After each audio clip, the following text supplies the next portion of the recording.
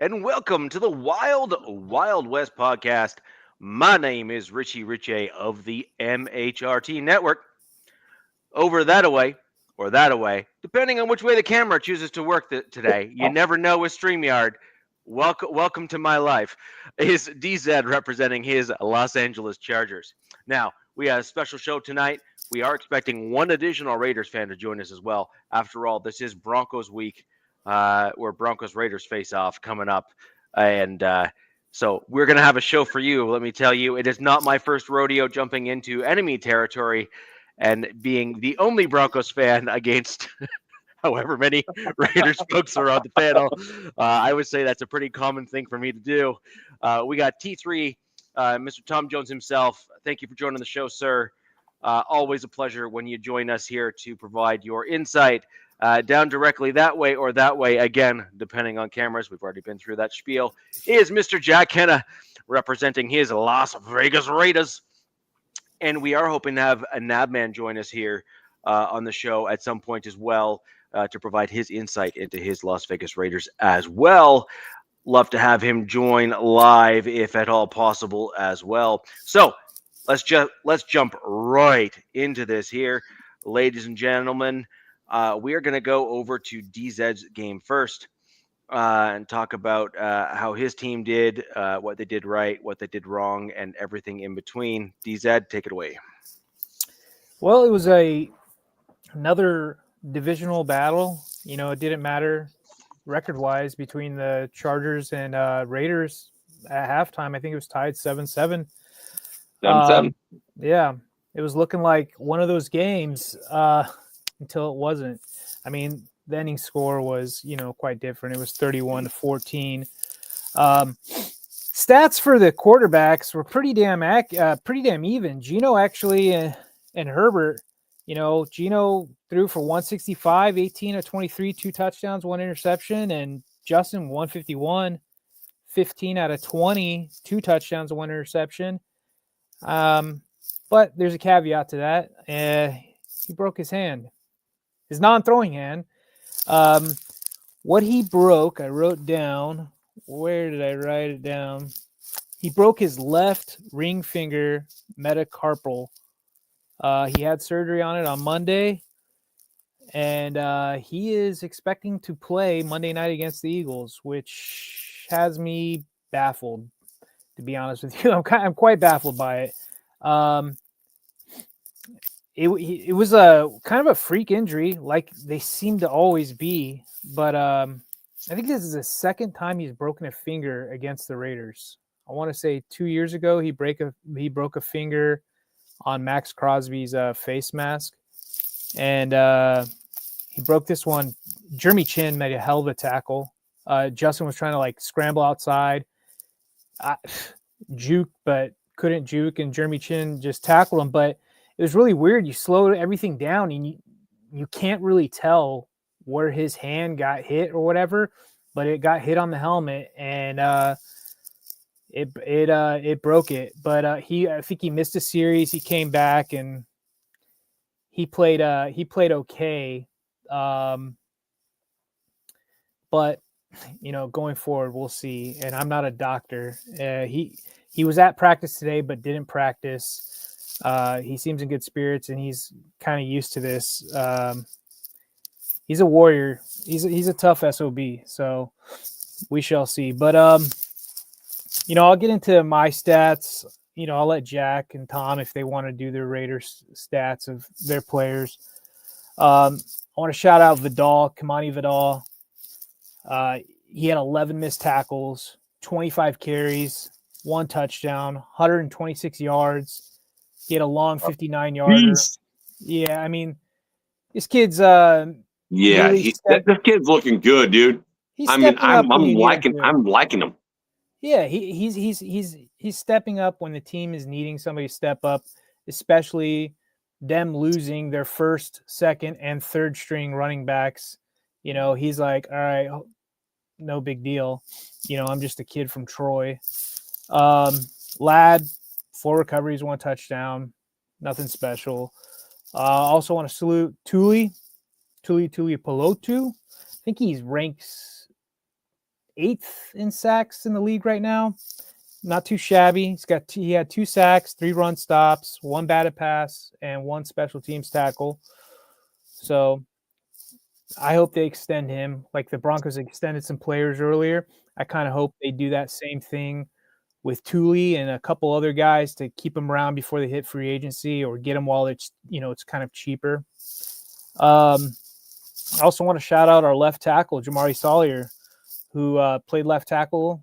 I think it was his first time this season. He's done it in, I believe, 22 when Slater went out. He was tied for first in the NFL in pass block win rate.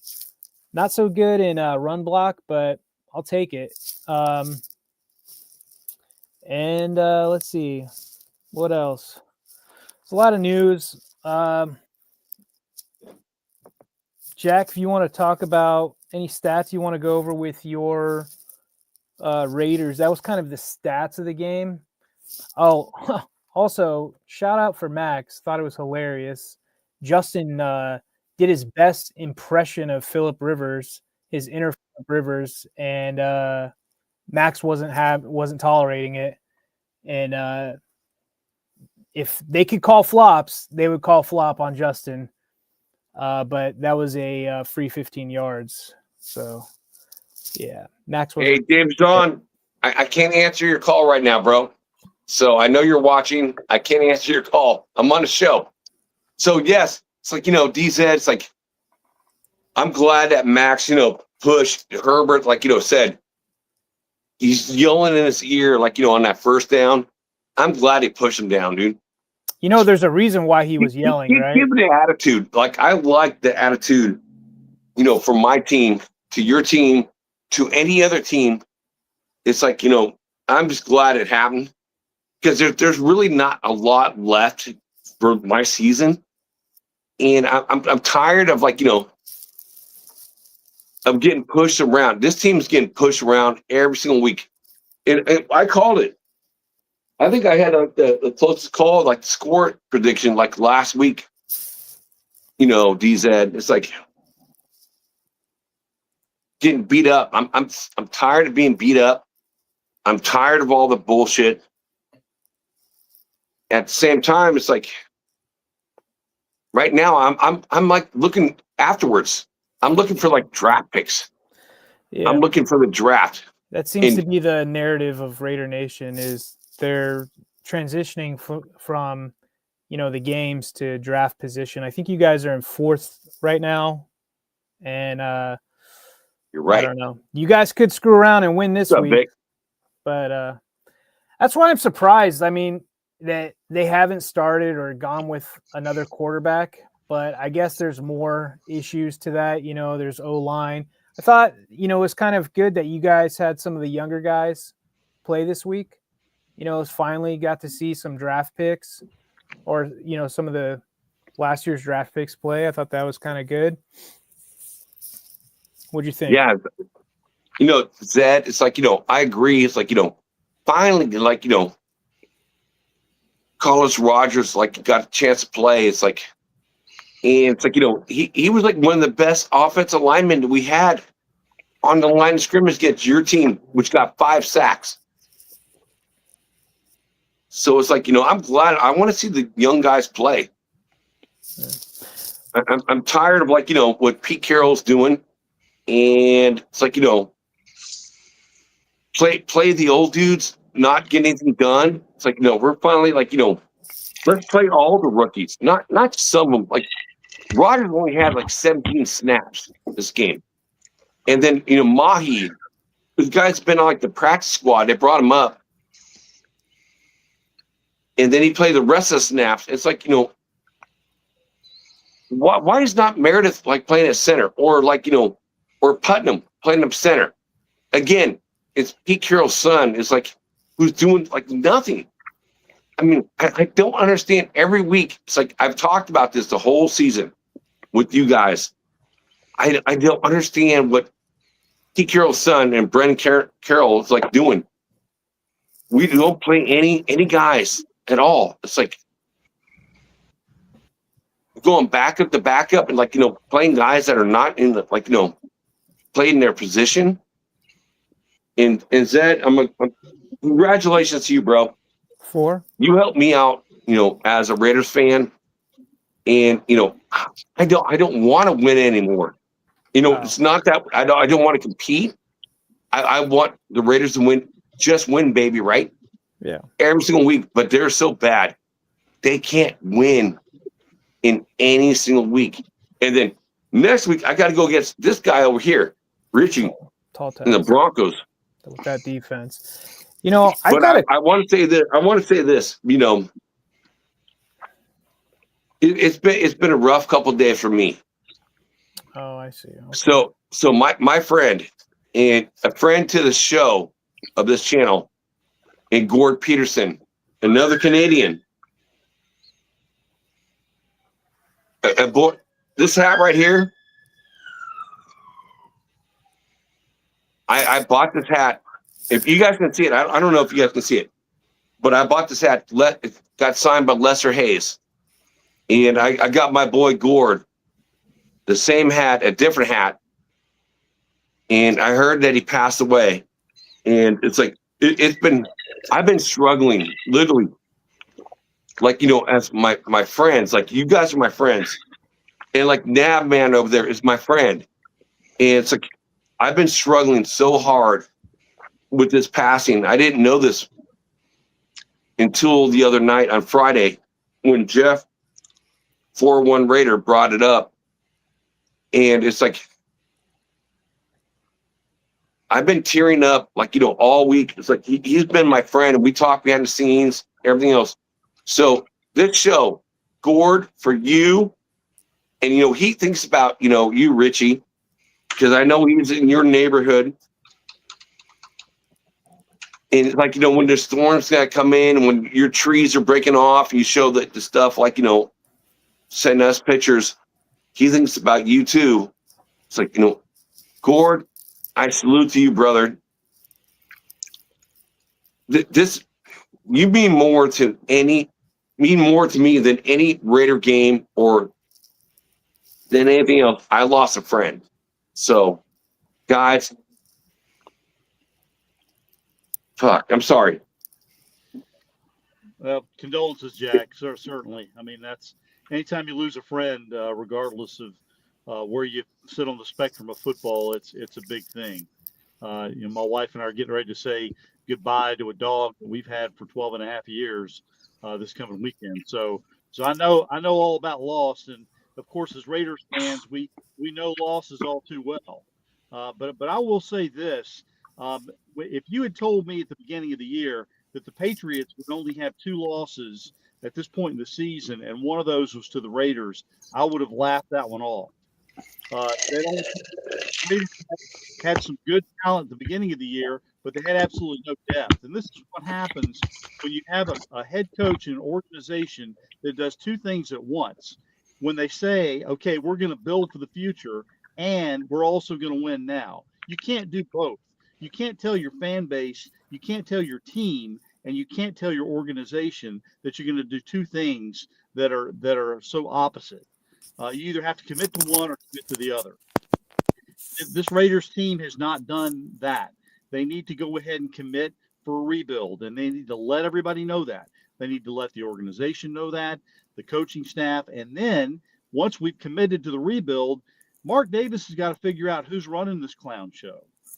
We haven't had that in years where we've had one person to be in a stable position to run this thing before they get the rug pulled out from underneath them for about 1 or 2 years. So if John Spytek is the guy, I'm all for that. But Mark Davis is going to have to put the reins in his hands and say, okay, you take this and run with it, and we're not going to do the rug pull. If it's Pete Carroll, then this organization's in trouble because Pete Carroll is not in it for the long term. He is not a long-term stay. So the Raiders are going to have to make a decision about who's in charge, and then they're going to have to do 2 things. They're going to have to build up that offensive line through the offseason. They're going to have to draft at least 2 offensive linemen and a quarterback on a rookie deal, preferably in the first round, which means that the Raiders are probably going to need 2 first-round picks one to get an offensive lineman and one to get a quarterback. And the only other thing I'm going to say, and then I'll shut up for a while, is anytime you have a team that gives up 25 sacks in 4 games, you're looking for trouble. Yeah. Huh. I'm not sure I disagree. Nav, with you're on mute, almost buddy. Nav, you're on mute, but I don't think I actually disagree with almost anything you just said there. I think that the ownership group owes it to the fan base who have been extremely loyal to the organization. Like almost Like- way like- too loyal to a yeah. fault. Yeah. Like I think Like- Raider Nation is absolutely batshit crazy, way too loyal to the Raiders because your owner is showing he doesn't give a shit about you guys. For Yeah. 23 What- years, you've had 2 winning seasons, and this guy's Yeah. increased his wealth by billions. By Don't- billions. In 2011, they were worth 770 million. To 2025, $7.7 billion. And Okay. what have you guys had to show for the last 2 decades? D- If I was a DZ, fan, I know. Go ahead, Nav. You're like the happier Raiders fan, but go ahead. No, I want to hear what he if I said. may- If I may, I fucking hate the Chargers. Sure. Sorry cool. for the F-bomb.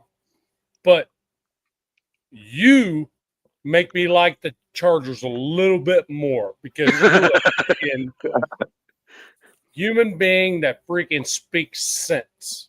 Okay. That's right. Okay? dude. So, here's the thing. Tom, love you, man. Love you. And it's exactly the thing. We've been piecing these little pieces together over the last 10 years that mean nothing. It means nothing. And we go out and get these free agents that are freaking sitting on their freaking couch and shit. Bring them in for a 1-year contract. Shit like that. We've been doing that for years. It's time to wipe it clean. It's time to wipe it clean.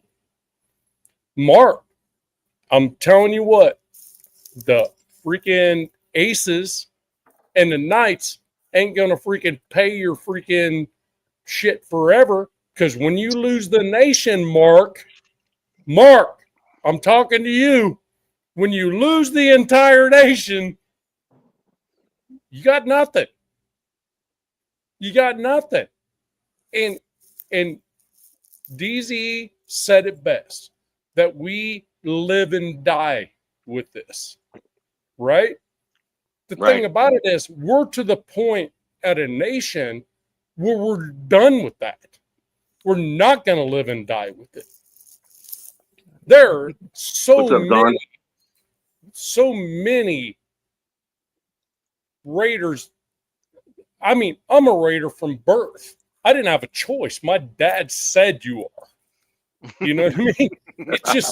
That's just, I mean, and my daughter's like, thanks, Dad. I'm like, well, okay. Well, it is what it is. And she goes, well, I'm thinking about, I'm like, well, don't think hard because if you do, then I'm done with you too.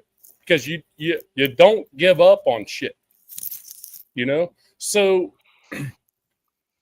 the thing about it is it needs to be freaking wiped clean and rebuilt correctly. And the only way you do that shit is with youth. You need youth. It's that simple. Look around the entire NFL. Two exceptions, Andy Reid and Sean Payton. The only 2 exceptions to that rule of going dead straight young. McVay, LaFleur, all those guys, young coaches, young minds with new stuff and that type of stuff. We don't need a fucking grandfather at the Raiders. We already have one. His name's Al Davis. Whether he's on the planet or not, he's the grandfather. We don't need a 74-year-old running our team. This shit needs to be done. Clear it, be done with it. And I'd rather talk about football games upcoming But the thing about it is, with the Raiders, dude, what are you doing? Ever since we go to Vegas, it's become a freaking goddamn sideshow. And I'm sick of it. Big show. Yeah. No, it's a What- sideshow. It's a sideshow, like a circus, like a sideshow. It You know what feels I mean? like if you look at the records, Nav, it feels like something happened in 2003 after that 2003 season. And then there was 16 and 2021 were some good years. I think that was Derek Carr, if I'm not mistaken. Yes. Yeah. Yeah. And then, but other than that, it's like, what WTF? What's been going on? Right. And I don't have the answers. I don't think anybody really has answers. But I mean, it's got to get torn down from the studs, and I think it starts from leadership all the way down. You know, Right. And I think the main thing is getting yourself a franchise quarterback, which is easier said than done. I think the best thing in the building right now is John Spytek. The dude needs to freaking be a GM. He needs to be able to do what he needs to do to build a team. I mean, you got some Ferraris is in a smart. trailer park right now with Bowers and Crosby. So Yeah, you he's need a to, young GM that has made great freaking calls on draft picks. But I think when it comes to free agency, he doesn't have a whole lot of freaking say in it. It's all being handed to the head coach, which shouldn't be. It's like, wait, hold on. Do we want all these one-year deals? Do we really want all this if we're trying to win now? No. I think Spytek from the beginning has been like, this is something I'm going to have to build from the ground up. I think Spytek knew this is going to be a ground-up build. So I think what the challenge that you run into with that, Nav, is that, and look, to say I am empathetic to the position you're in right now would be an understatement. I went from 2015 to like 2023, 2024, where we did not have a winning season at all. And Right. when I'm hearing what Tom said, what you're saying, and you know, Jack and I have already had these sorts of conversations on the regular, both in private chats and here on the show. Obviously won't disclose conversations in private chats, just the theme of them in terms of what we spoke about for the Raiders, which is, you know, in my opinion, you have three main pillars that need to be addressed. Number one, and this is the biggest issue because as fans or fanalists, we will not know the exact issues in terms of whose feet they lie on, right? I had the same problem with Denver. So I'm literally speaking from my own experience and saying the same things you are. You don't know 100% until enough evidence is laid out before you where the actual issues lay when it comes to building the team. You don't know if it's the president that's overstepping her bounds in terms of trying to control what the GM does. You don't know if it's the GM that is out over his skis or making stupid choices. Right. And you don't know if it's the head coach that's being given way too much power and has no idea how to put together a roster. Now, you have some idea of that now with the Raiders because you've got multiple regimes that you can kind of span out over time. And then at some point, and this is where I landed with my Denver Broncos, and I was on, you know, live on air with these sorts of comments, so I can't run from them. Like they're go look them up. Which is, I was so happy when ownership changed for my Denver Broncos.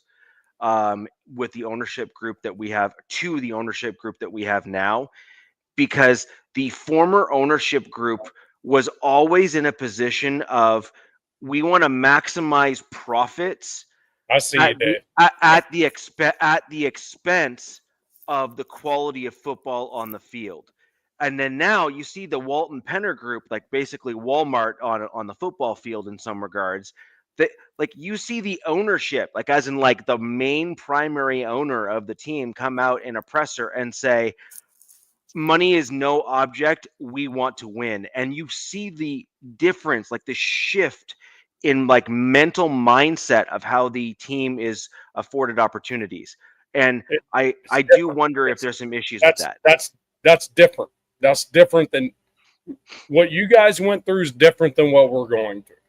I never said it's the same, but my point is that if the mentality of the ownership group isn't I'm all in on football, and I want this football team to win, and this is like the primary focus of what we're trying to do.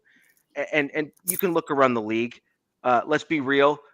Both New York teams, I use that term very loosely. They're basically New York teams in name only, because Right. they don't Jersey actually team. yeah, they're Jersey teams basically. If you want to if you want to be honest. And there's a few other teams across the league that we all know which ones they are. They basically field a whiz bang style team for the vast majority of the time. They pump out a whole bunch of press, and then they basically end up putting out ultimately a mediocre product on the field. And it's got to be frustrating for those fans. I was one of That's a them. fact right there. Yeah.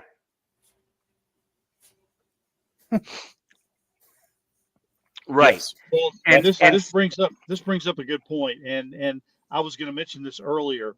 The fly in the ointment with this whole thing for the Raiders is we have a 10-time Super Bowl guy who is in Mark Davis's ear. Yeah. And he is starting to talk football, but he's doing this from a part-time perch up in the press box. He is saying some of the things to build the team, but he's not fully committed. And No. and I don't hate And Tom he can't Brady. be. but And, what happened- and Tom, he can't, and he Yeah. can't be. All these things that people are saying, Tom needs to do this, Tom needs to do that. He Yeah. contractually can't do it. Bingo. Yeah. Bingo. He can't. And I think Mark is listening to him too much. And there are little pieces here. Mark decided to keep the defensive coordinator on, and so told Pete, okay, this is what you have to work with. And the Chip Kelly hire was not a Pete Carroll hire. So all these things were kind of put together and pieced together and thrown into into Pete Carroll's lap. And everybody said, okay, well, this guy can win 7 to 8 games per year just because he's never lost. Well, again, that goes back to what I was saying before. You can't rebuild a team and then also say, well, this guy's going to step up and instantly double the win total for this team. While you've got somebody, a Super Bowl winner, talking into Mark Davis' ear, saying one thing, they just need to develop a firm foundation. Spytek is the guy who can do it, but the question is, will Mark step up and say, here it is, you run it. You make the decisions. You decide on the head coach. You let that head coach bring in everything and get everything set the way it should have been years ago. Because to be honest with you, Spytek comes from the right spot to be a great GM. He just needs to be given the opportunity to be one. So the other part is DZ can kind of have this mindset, what I'm about to say. The teams that are in here, the Broncos, the Chargers, and the Raiders, only one team has moved multiple times in 20 years to different cities and try to be competitive. Okay. The last time the Raiders won a Super Bowl, they were in LA, for crying out loud. And now we go to Vegas, which is, for crying out loud. When I first thought of that, I'm like, yeah, that's probably great for the franchise, money-wise, right? Mm-hmm. Because Oakland and Alameda just weren't willing to freaking build a better stadium. They weren't willing to give up the land. They weren't willing to do all that. And now we're already seeing that, hell, the Oakland A's are leaving, right? Hell, Golden State too. On next. You know what I mean? So it's one of those, you go to Vegas, it's kind of like, how do you even build a team, through all that shit and have a continued level of success, and that's what burns my ass the most. I'm an Oakland Raider fan. Okay, guys, they're always going to be the Oakland Raiders to me. They'll never be anything different. The Broncos have never left Colorado. So the only difference, Richie, that I would say between what you said, which was perfectly accurate, would be that you've never done that before. That would be the no. only thing. Moved no. And certainly not the number of times that the Raiders have. The Raiders have physically moved maybe more than any Is other it 3 or team. 4 times? I think it's got to be a record. No, 4 times. Right? no, but It is. the other thing is that in all of your moves, you've also kept the same name. Like a lot of other teams have moved a few times, but they've actually gone through name changes as they've True, gone yeah. through their moves as well. But you guys have kept the same name, which, But by the it's a- way, But that's a let's be money real, thing. though. That's a merchandising thing. You Well, wouldn't want that's to exactly lose what. shit Well, for merchandise. if you hadn't jumped in, that's exactly what I was going to say. I Yeah. wouldn't But blame then- you for keeping the same name. That logo is freaking everywhere, Right. like everywhere. It's So it's I promise you, after this year, their merchandising is going to be low. I mean, Yeah. you've got to the fans, the Raider fans have got to do something across the country. Because they're a huge fan base, massive fan base. They're in every neck of the woods, Timbuktu. But they've got to do something. They got to hurt the pockets. They got to do something, say something. I don't know what you guys do. You have your powwows I don't know either. all the time. But they've got to let ownership know, like, you guys cannot go through another decade or another whatever of this just piss poor. Like, after this win we had, I didn't feel the need to gloat, to say anything. Right. I was like, this is getting sad. Like, I watched what Brock Bowers did. I'm like, God damn, that guy's freaking amazing, dude. Uncoverable. Yeah, Bowers is a beast. Such a special talent. And then Max Crosby, obviously that motor, that passion. He's got that Raider. He's like, shut up, Justin. Boom, Right. shoves him down. But then here's this. Then you draft Genty, and not to bring it back down, but, he had 15 carries for 31 yards. That's horrible.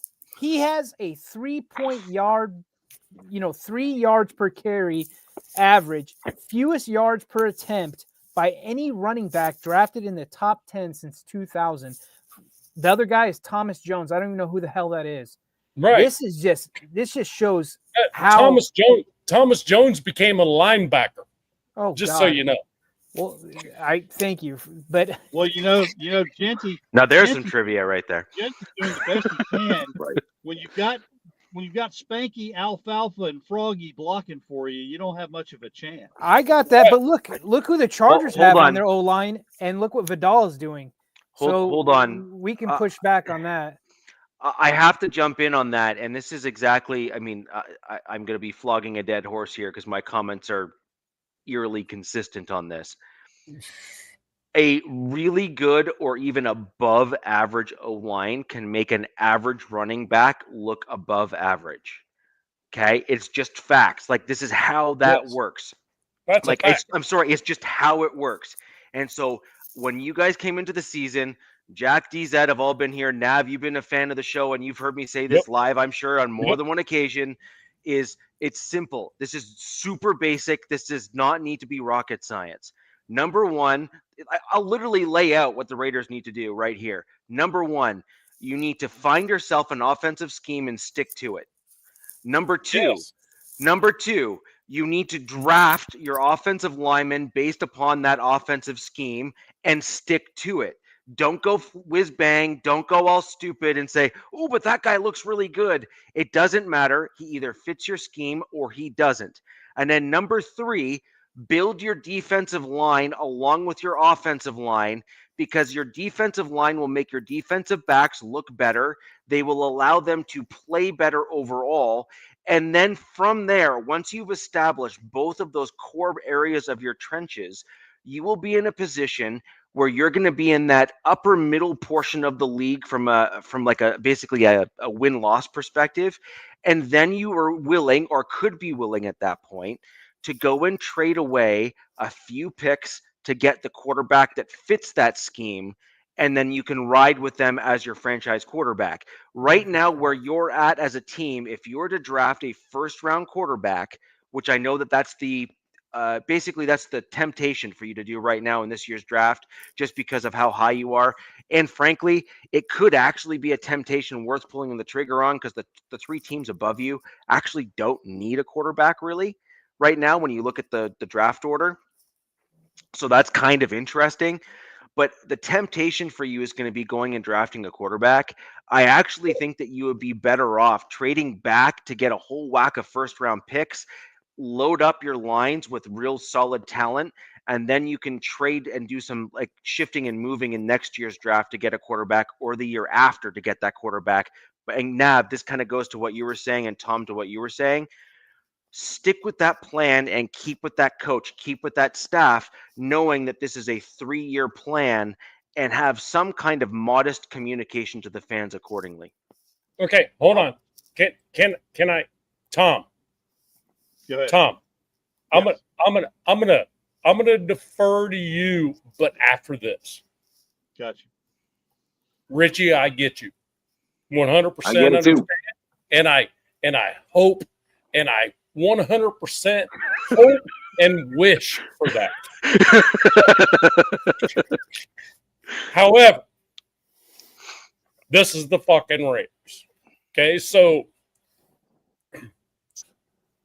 Tom, I know you're going to say what I want to say. So I'm just going to leave it to you. I'm going to defer. Okay, let's see. Well, I hope I'm on your brain wavelengths here. So let me just shoot from the hip. Number one, I think the first priority for this team is they need to draft, or not draft. They need to go into free agency, and they need to make 2 significant pickups on the offensive line. 2, no less. They can pick up more than that if they can, but they need to pick up at least 2. I've got my eyes on 2 guys. I'm not going to say exactly who, but I've got my eyes Don't say on 2 guys Linderbaum right now if they can afford them. That's the only thing. I'll hold off on names because one may be surprising. So I'll just hold off for right now because, again, these teams may lock them up before they even become available. Yeah. The other thing is you do need to get a first-round quarterback, and here's why. The quarterback that they draft may or may not be the guy of the future.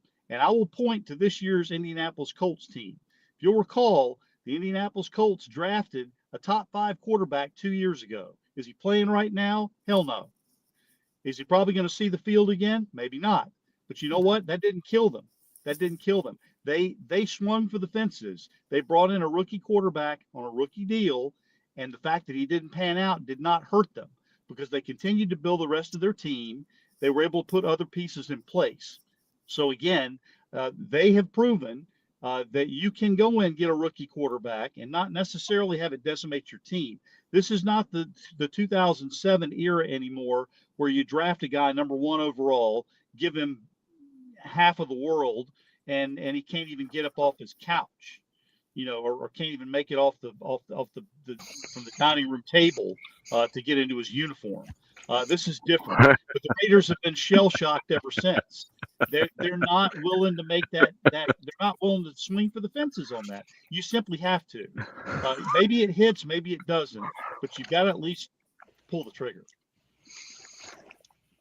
Yeah, Tom, I agree. I agree with you. That was right on the money with what I Right was on the saying. money. And Jack, I think we talked on Instagram before this, and that is right on the money, is it not? And I didn't even talk to Tom.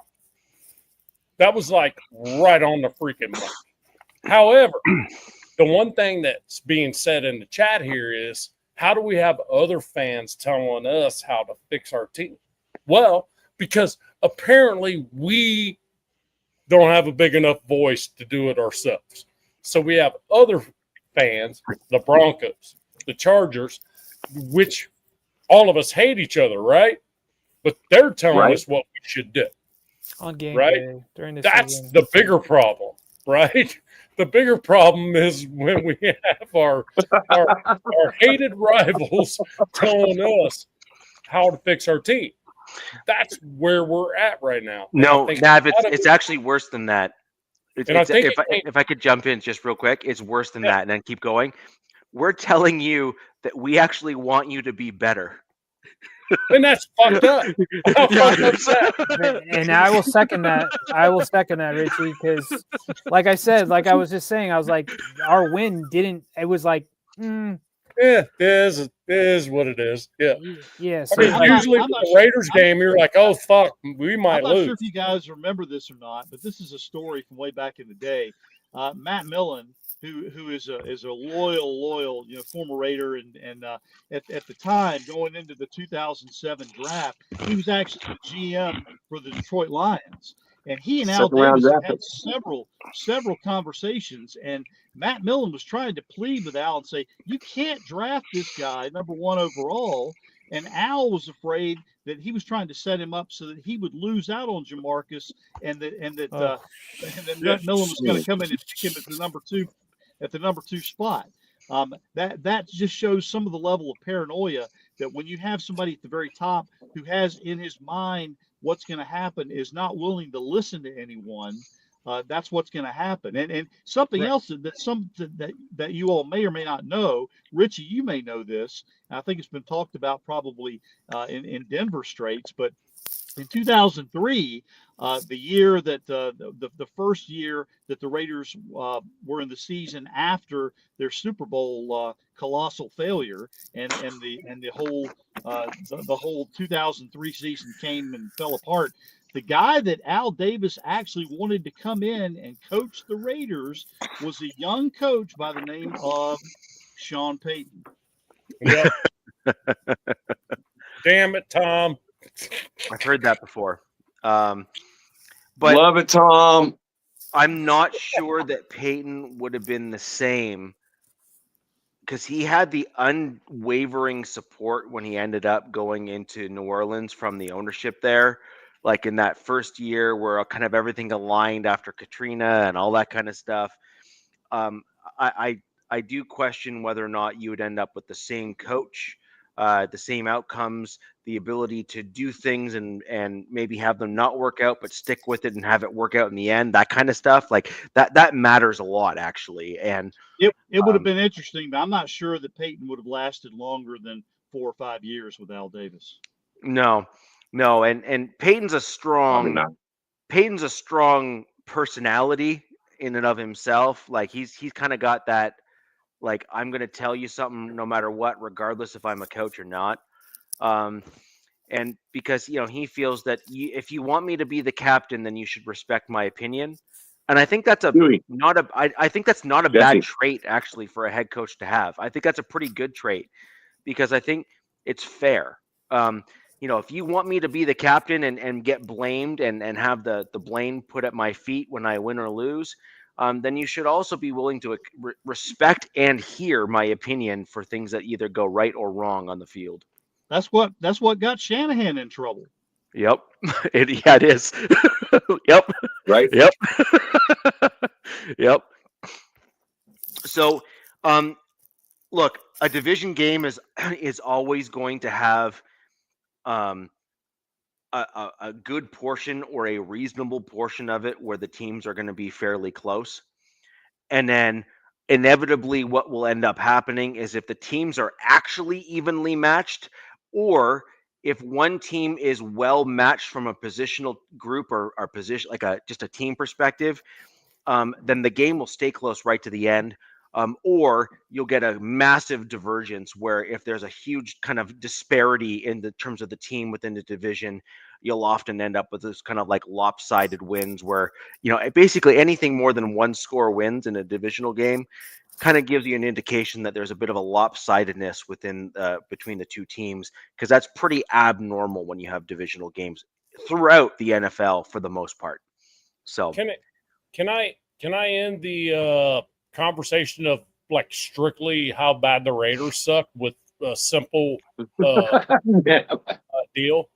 The Raiders 2025 total offense averaged 259.5 yards a game, ranked 30th in the NFL. This includes 184 passing yards, 26th, 75.4 rushing, 32nd.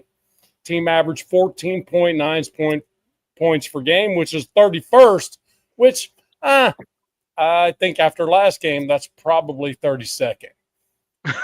That's Right. so. Let's just end it with this. It all needs to be redone. If they're not on a rookie contract, they're fucking gone. I'm just like, I'm at the point where it's like just empty the whole damn thing if they're not on a rookie contract, and kill the coaching staff. Go freaking get more. Do it again. If it doesn't work, do it again. I don't give a shit. Hell, I'm 54 years old, be 55 in March. I've been through this over and over again. I don't care. Let's go. Hey, Nav, Let's I got a just question. end this stuff. I got a Hey. question for Raider Nation. Who do you guys want as a head coach in 2026? Young Chris Shula would be freaking amazing.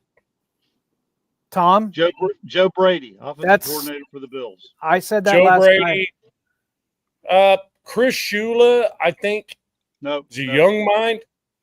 He's a young mind, though. That's the thing. But I don't think the Rams going to turn him loose. I don't think he'll be turned loose. That's Tom, the I thing. said Joe Brady last night on Coach's show. What's that show called, Nav, that they do last night? What is that with Captain Jack and all them? That's That's Captain Jack with the again, a bunch of hosts from our old show All our exes are in Texas. That show. Yeah. But I said Joe Brady, and I thought that'd be one hell of a pairing with Spytek. Joe Brady is only going to come, though, if they commit to bringing in a young quarterback that they can develop, a lot like the Washington Commanders did, and a lot like Chicago did. I don't think you guys are going to be able to get Mendoza, though. Okay, well, Mendoza's not a guy I've got my eye on, to be honest. Yeah, with but I know you're talking about the Oregon guy, right?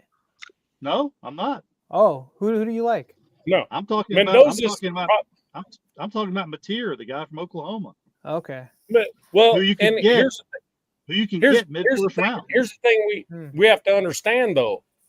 If a quarterback that comes out in the NFL draft and not drafted in the top 5, I mean, money-wise, if they're not a senior, money-wise, they're probably going to do better staying in the NIL in the NCAA. Now, Mendoza is a different story. The dude wins the Heisman. There's nothing else to prove in the NCAA. And from what I hear from the college guys that I listen to, look, I'll admit I'm not the biggest college guy, but I listen to guys who talk it every day and follow it. They say these quarterbacks coming out, there's only one of them that's a franchise quarterback, and that's Mendoza. And they're not high on any of the other guys. They say this QB class coming out is pretty trash. Yes.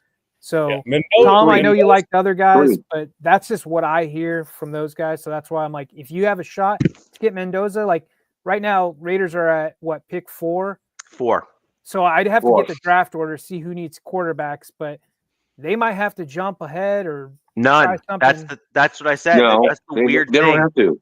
Or maybe That's they don't the weird have thing. to. Yeah. None of the other three teams ahead of them Need a QB. are really scrambling for a quarterback. No, Titans won't be. Titans won't be. Right. Giants won't be. I mean, No. it's just Here's the one of order those. here. What's It's the one of order? those where, Oh, okay. like Titans, okay. Tom, Thanks, I have Drew. to ask you. Tom, Jack, I have to ask you. If for whatever reason, I think what it'll come down to, Mendoza will have to win the Heisman or a Natty in order for him to come out to the NFL. I would think it's funny though if you guys do get an Oregon guy and there'll be 3 Oregon Ducks in the AFC West. Would be pretty hilarious. It would be, but the thing about it is Mendoza will either have to win the Heisman or win the national championship in order for him to come out because he is a junior. Okay. I grew up in Indiana. I don't know if you guys knew that. Indiana Hoosiers football has never been worth a shit. Surprised the hell out of me. It's all been basketball. So this year I've been following them very closely. And Mendoza, the thing about Mendoza, he has this freaking switch in his brain that just turns him into a freaking clutch guy. He's like, I'm going to make this throw. You know what I mean? He's that guy. Now, this is in college. We had those dudes come to freaking NFL and not be well. But I will tell you this. If Mendoza wins the Heisman or the Natty, he will come out as a junior. But if he does neither one of those, I think he'll stay. I honestly think he'll have unfinished business. I've met this guy. I've met this young kid. He is he's a monster too, by the way. He's just a freaking monster. So This now guy- I got to ask you a question. Like, next year, 2027, what do you think of, Carr from Notre Dame? And you and I being Notre Dame fans. Yeah, I think I hope he gets better next year. He's looking awesome this Can't year. go to the draft this year. I mean, he's a redshirt. So Right. but the thing about it is, yeah, that's something to watch. But Notre Dame hasn't impressed me in any way, shape, or form other than CJ Carr. In any fashion whatsoever. As much of a Notre Dame guy as I am as far as a college and that type of stuff, they're really not that good as a team all the way around. So, look, but really kind of talking about Mendoza. So, if that dude were to come out, he is 100% day one, number one pick. There's no question in my mind. He is NFL ready. He looks like Peyton Manning, but runs like Lamar Jackson. I mean, it's ridiculous. It's this weekend we're going to find out just how good IU is. If you guys aren't watching Ohio State IU, I don't know what you guys are thinking, because that should be a damn good game, because their strength of schedule is damn near the same. Their win-loss or their wins by are about the same. I think IU's defense is better than Ohio State's. Many people will say I'm a freaking idiot on that. IU is more aggressive upfield. So, anybody know what OSU's quarterback's name is? Yeah, he's from Carlsbad. It starts with an S. What Right. is that? Right. What the heck's his name? He's a true freshman. Just saying. Saying. Just saying. Saying, yeah. Right. I call him just saying. Just saying. He's. I wonder what he's going to look like in a few years. You don't know who he is because he's not Mendoza. And this Indiana defense is going to come get him. That defense is predicated on win and lose on pressure. So, you guys, I'll leave it to you on the freaking weekend, but I got IU beating Ohio State for the Big Ten championship. I really do. Those are bold words, Cotton. Bold words. But that I do think it's certainly possible. Like, it's certainly possible. Getting it back into the divisional games and stuff like that. Yes. I just want to quickly reel it in a little bit. We're gonna go ahead and just kind of quickly talk about the Chiefs' loss, obviously, which was a big deal. How about them boys? How about them Cowboys? And Nav, Tom, you will both appreciate this comment. And this goes back to what my comments about the Raiders were as well, which was the Cowboys made two moves that were substantial at the trade deadline. Two. Both of those moves were in the interior of their defensive line, and both of them were for either mid or upper mid or even upper echelon guys at their positions in the interior of the defensive line. And the result has been a defense that looks completely different. It looks completely different. The scariest team in the NFL, right? Like Frank Clark and Quinnen Williams. Yeah. Yeah. Like if you're going to be Kenny, honest, Kenny Clark. yeah, Kenny Clark. yeah. Kenny Clark. Yeah. But like let's be real, the Cowboys defense was seen as a joke to start the season. Literally, it was the laughing stock of the team. Is that their offense was great and their defense sucked. And then now you're seeing this like two dudes come onto the team, and all of a sudden their defense looks like night and day difference. They're actually looking competitive, and their offense is able to stay off the field, get rested, and all that kind of stuff, and come on and continue to perform. That's exactly what I keep on saying on the show in terms of the defensive line and the lines. When you have a line that can do stuff like that, it makes a tremendous difference for your team in terms of how you can perform in a game. Like it just does. Right. So that's all I want to say about the Chiefs. I will say that it is certainly put them in a you must win out. Yeah. And we'll talk about their game coming up this weekend. But let's just say that will be a tall task. Okay. And Hey, can I mention one thing? yeah. The Cowboys are also going to get back Trayvon Diggs this coming week. Yes. That's going to make them a very scary team, bro. Mhm. I'm just saying. Yeah. Hotter than a goat's butt in a pepper patch. Yeah. But I will also nice. mention that the Cowboys are going to be playing a very angry and very spirited Lions team that lost a very close game, who is battling for their playoff lives, and they are not going to lose against the Cowboys this coming weekend. There's a lot of that going on this week. Yeah.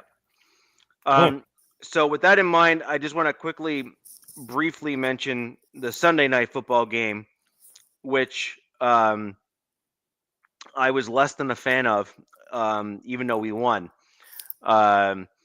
It was just not good. There was a lot of stuff that needed some work in that game. We saw some quirks and some issues. We saw some regression, if you will, in certain areas. But then we also saw some really good things as well. So I don't want to necessarily, completely, crap all over my team in a win.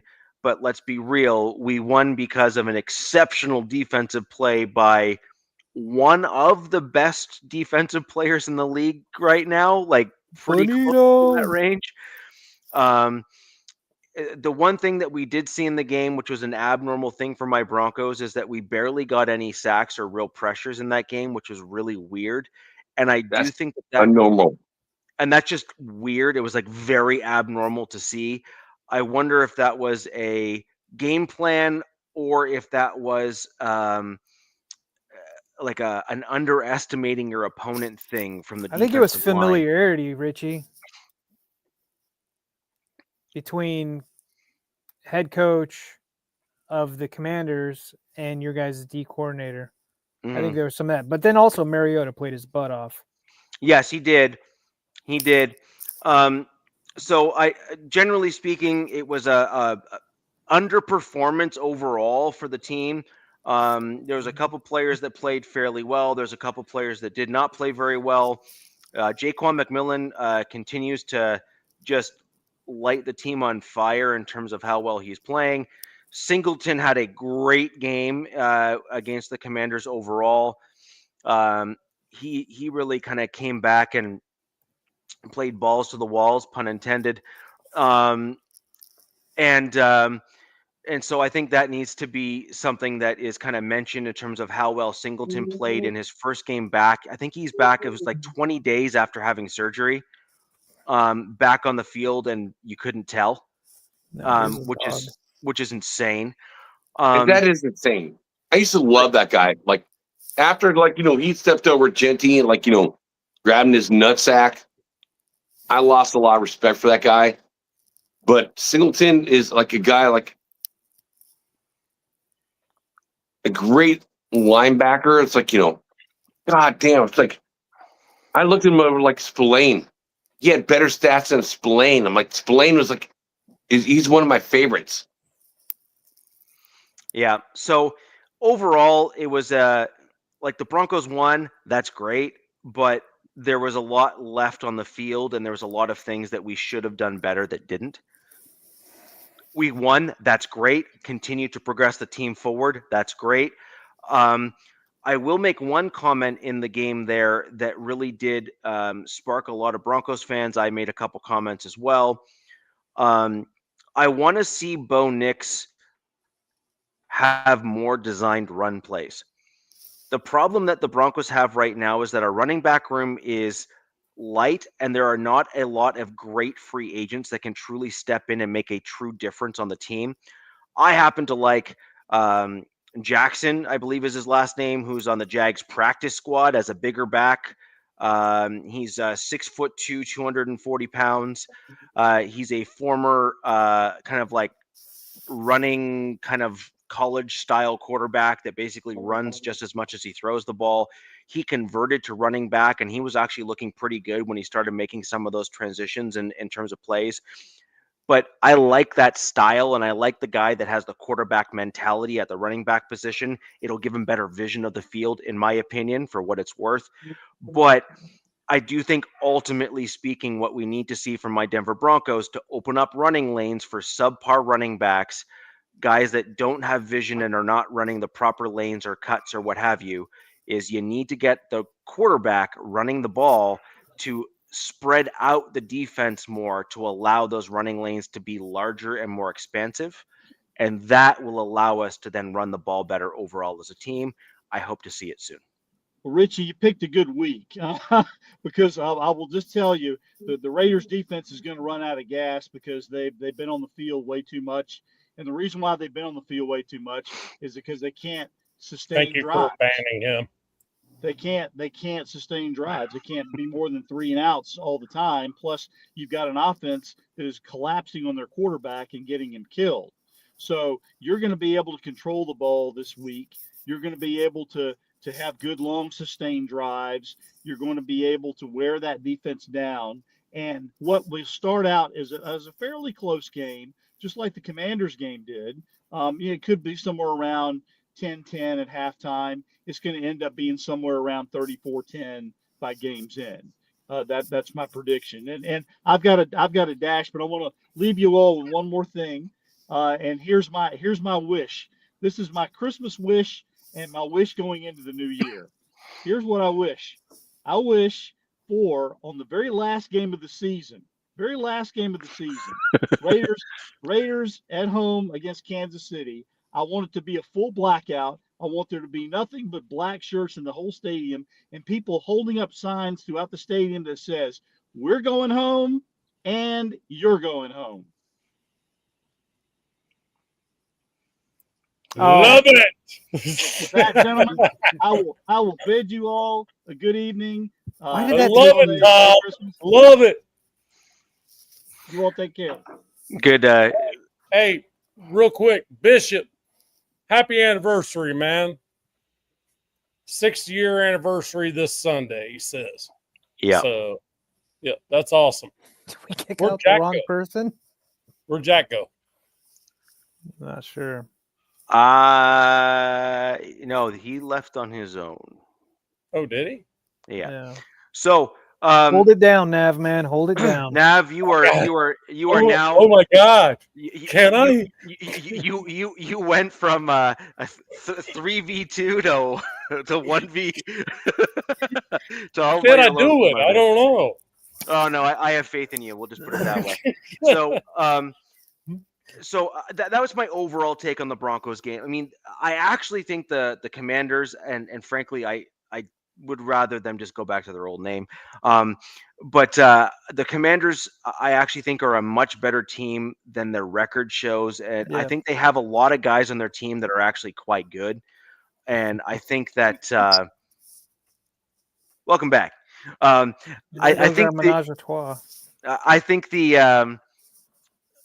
just think the Commanders are a better team, and I think you're going to see a couple games this year where their team's going to kind of bounce back and play a lot better than they have been.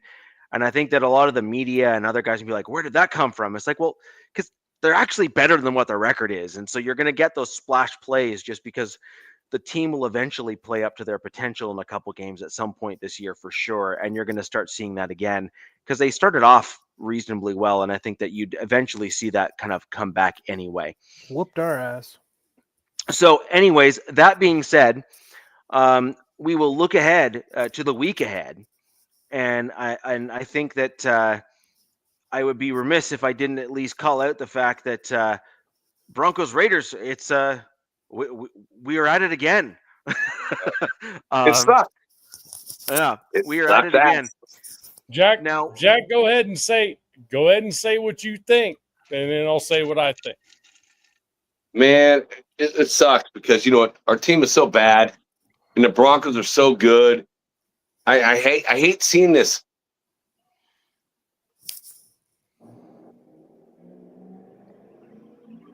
I'm gassed because I love what they're doing. I love what the Broncos are doing. I love what they've done on the offensive line. Except Schittenberg. And but overall it's like the Broncos defense is good. This is what I want. It's what I've seen like in the 70s, great Raiders defense. This Broncos defense is good. When a first round draft pick can't even get on the field to the UDFA, it's like, he was taking over his spot. Now I've seen it. And I've listened to the words of Richie and what he's done. We're going to get crushed. Again, we're going to get crushed. But again, I don't want us to win any more games. We're not competitive anymore. There's no more compete. Compete doesn't resonate with me anymore. So yeah, it's gonna be a loss, and I think it's gonna be against DZ team, with a bad offensive line. DZ, your offensive line is not as bad as my offensive line. So I checked the rank. There's this guy on X every week. He does these. I think he's Computer Cowboy on X. Good follow.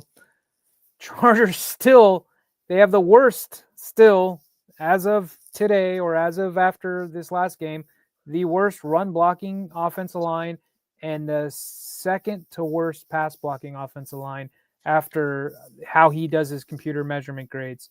But I get your point, Jack. I mean, I get it. We just make the best of it, I guess. Well, yeah, right. It's like you look at your UDFA. It's like what did he do against Raiders? Are you talking about Jamari Sawyer? Was it Vidal?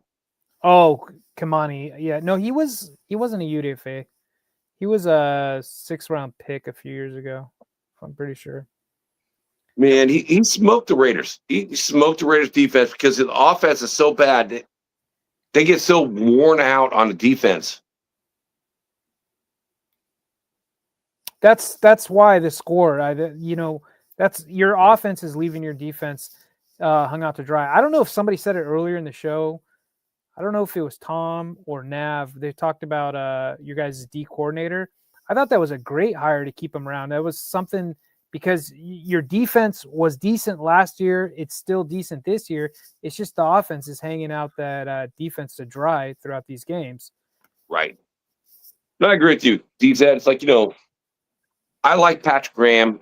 I hope Patrick Graham stays next year. And they give him a big contract. I don't care. Pay that man that money because the offense has been so bad. You look at it, it's like I said this to you guys, 0.4 yards before the first hit on Genty. Yeah. That's on the offensive line. That's on Brendan Carroll. Yeah. So it's like it's not going to change. The offensive line is not going to change. I mean, hell, Nav, you saw this, and Tom, you saw this. Why is Kappa playing center? Why is he playing center? He's the best center we have right now. That's some bullshit. You know what I mean? No, but I mean that's literally he's the best center we have, and he's never even fucking played center. Right. But he's the best one we have. I mean, JPJ hurt, right? I've been telling you this whole year, why are they putting JPJ at right guard? Yeah, that shit freaking burned my ass, though.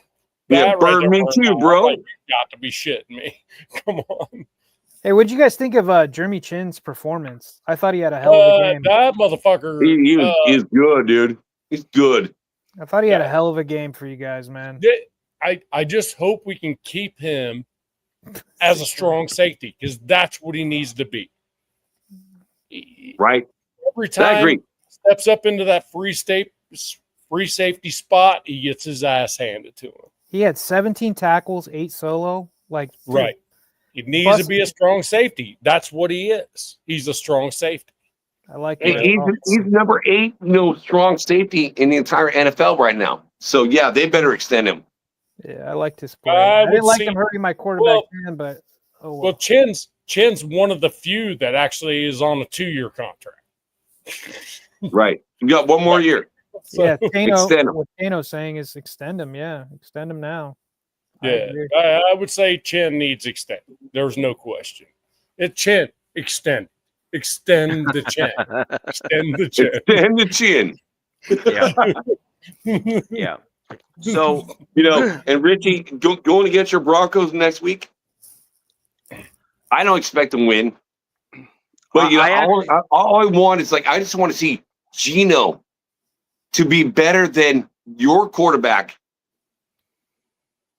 That's all I want. It's like I don't expect him to win. I just want Geno to be better than your quarterback. That's all I want. Jack, what's in those Sierra Nevadas, man? Hey, bro, I will say this: Geno has his best game against the Chargers the whole season. It was his best game ever. What, this week was his best game? Yeah, it was the best game. Damn.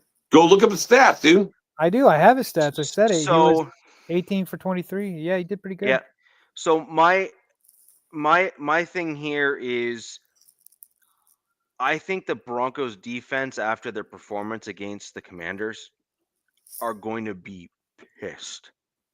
Like livid angry. Because they had a couple good performances but they were forced into the bend don't break style, and they kind of had a couple moments where they didn't do as well as they could have or should have or are used to. And I think that they're going to want to get their sack totals back up. Like, they're going to be trying to hit your quarterback. Like, that is going to be the goal, and they're going to attempt to capitalize at all costs. Please do. Yes. Do that. Please. And if I remember correctly, and I'm simply going off of memory, so if either of you two, or including you, DZ3, have the actual number, I think the Broncos had 7 sacks against the Raiders the first time we played this year. Wasn't that game like 10-7 or something? Yes. Jesus. It was a close game. It was a very, very close game. I do think that we're going to see a little bit more separation in the score, but not by much, because I think that the Raiders defense has got a pretty good personnel grouping still, in terms of, because you don't have that many injuries on the defensive side of the ball, and you're playing fairly well on defense. And so I think that you guys have a reasonable shot at slowing down the Broncos offense like you did before. The question and the piece that I think that is probably going to be the windfall is going to be the defensive side of the ball for the Broncos against the offensive line of the Raiders, which is pretty banged up right now. Banged up, and they sucked. Huh. So I have my take on this game. You want to hear it? Yeah. I think Kai Blue Kelly is the freaking biggest boomer bust freaking cornerback in the NFL. Yeah. Right. And Bo Nix is the perfect dude for him. Him and Riley Moss. Because I will tell you what, Kai Blue Kelly, he either gets burned or picks the ball. Yes. That's simple. Yeah. So Bo Nix is gotta be he fits right in the mold of making that wrong throw for Kai Blue Kelly. Yep. However, it's still going to be a blowout. Yeah. I mean, I'm just saying. Not a blowout necessarily. I would say probably could be 24-10 at worst, because it is a division game, and it is one of those, and it's one of those where, like Richie said, his defense is pissed off. They want to go upfield. And I'll tell you what, please do me a favor. Please do me a huge favor. Tell all your defensive linemen I want freaking Gino to be put out of the freaking game. He Not was this taken close. out. He was Put out of the game. He was this close the first game we played. The dude was like hopping on one leg out there. Like, Put him out of the game. Just put him out. Motherfucker does this shit to the nation. Yeah. I got this for you. I'm sending you the Broncos defense. Yeah. I got beat his ass down, dude. Who would they? When So you're they would an put asshole Pickett, like that, obviously. Nav, You so don't they're be gonna. an asshole like that when you're making that kind of money, and the Raiders and the entire fan base is saying, "Hey, dude, what the fuck's wrong with you?" They can flip you off all they want. They're paying customers. You flip them back off. Guess what? You're the asshole. I'm just saying. You're making millions, bro. It's like Russell Wilson, right? Like, get his ass out of there. Get him out. Bye, bitch. Yeah. You know, I want the Broncos to destroy his ass. Yeah, I actually However, think that the it's Broncos going to are be a better suited fairly this close game. In I my think- I agree. opinion, it'll be a I agree. fairly close game for a while. And then I think eventually the Raiders defense will get worn down because they'll be on the field too long, like they Right. normally are. But I will tell you this. Your Raiders offensive or your Broncos offensive line better be very wary of one name, Adam Butler. Adam Butler has come across the freaking line of a freaking mean-ass defensive tackle. Adam Butler is a stud. He is a I'm stud, dude. telling. And like Wattenberg, Butler versus Wattenberg, or like Oh, Watten. boy. Adam Woo. Butler is freaking on one right now. I know the rest of the team's not doing so well, and Max is doing – he's having to, like, cut around and get in to make tackles because we don't know how to fucking tackle. I don't know, Pete. Maybe that's something you should teach your freaking They don't team even teach is them how to that. fucking tackle. But Adam Butler, that dude is freaking on one. I'm just telling you. Jack, do you disagree with me? Adam Butler's No, I on. agree with you 100%. Nav, Wattenberger, like water, whatever, Oh, water, piece of shit, water. Waterburger's gonna get Like, you know, freaking. Ricky gonna will get agree a with freaking He's education. horrible. I promise you that. Adam Butler's freaking on one. There's no question. That dude is Chris Jones reinvented in a freaking Raiders uniform. I'm just saying. He is freaking on one. So Adam Butler needs to he must stay be a Raider. getting. So he must be getting like quarterback hits and stuff like that because his Yeah, sack pressure. totals. Yeah, because his sack Constant totals pressure. are. Yeah, so his sack total isn't particularly high. No. No, His pressures and pressure. hits must be higher. So Tackles Yes. for loss are high yeah. for Butler. Oh, For a defensive tackle, yeah. that's very high. Mhm. Tackles for loss. So he's your effective dude that's getting through the line, isn't always able to get home per se, but basically knocks the quarterback off his spot and then gets to the running back to bring him down. That kind of stuff. He's Yeah. in the backfield all the time. Yeah. The last Yeah. 3 games, Adam Butler's been in the backfield against everybody. He doesn't. He's on one. He's all of a sudden out of nowhere. This dude just took the "I'm going to kill everybody" pill. Is he due for an extension or something? No, he's already Jack. I think he's just playing for pride right now. no. I think he's got another year left on his contract. He's got another year. He signed a 3-year deal this year. 3-year deal. Yeah. So that Adam Butler has always been good. He's never been a question. No, I don't think he's ever been questioned on whether he needed to be on the defensive line. It's always been a question of where he needs to be. And I think they tried him at defensive end, and it didn't work out well last year. And So when Malcolm Kuntz went down. Nav, just to kind of give you my think about score, this. because you kind of. So Richie was like, you look at it like, with Christian Wilkins, been out there, he got cut. And no team's even signed him yet because of what he's done. So Butler was like, the number 2 defensive tackle. But now he's put him in a position like, number 1, and he's still stepping up. Adam Butler is a problem in the middle. He's a problem. So Richie, all I'm saying is we're not going to beat you. I don't think we're going to beat you. I'm just saying that you need to be careful with this guy. This guy's on one. He's on one. I don't doubt that. So I've been on the show before, and it was my number 1 WTF bye week signing for my team, which is we decided to extend Whatabaygle on my team. And I just don't understand. Like, I really don't get it. Like, as an example, if you look at the pressures on the quarterback overall, like just generally speaking, they're all from the center. They're all in the dead middle of the field.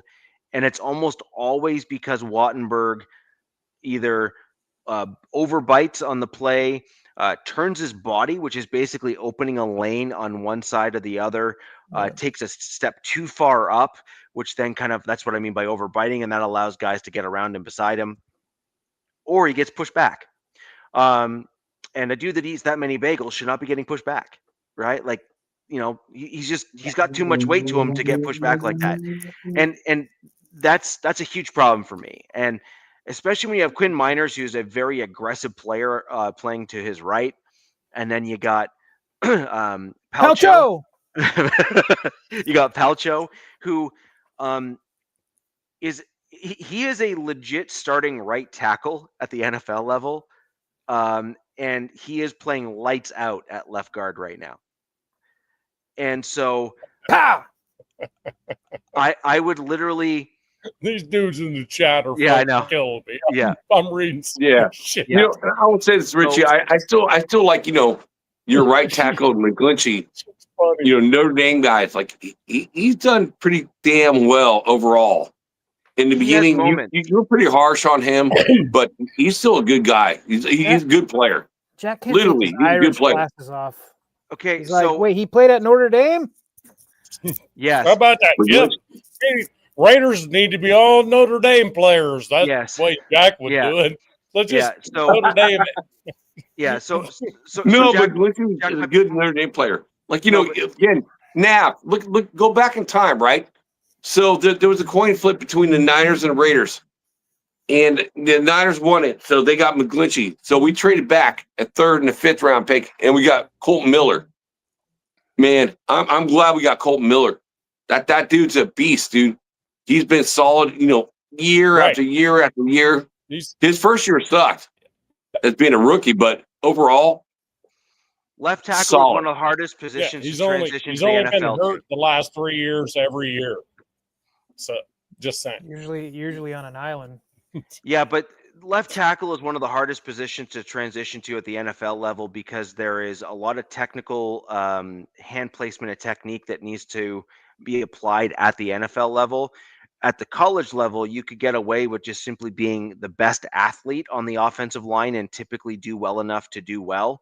So that's a huge thing and a huge difference at the NFL level coming into being a left tackle. That's why it has such a high failure rate in the transition from college to NFL.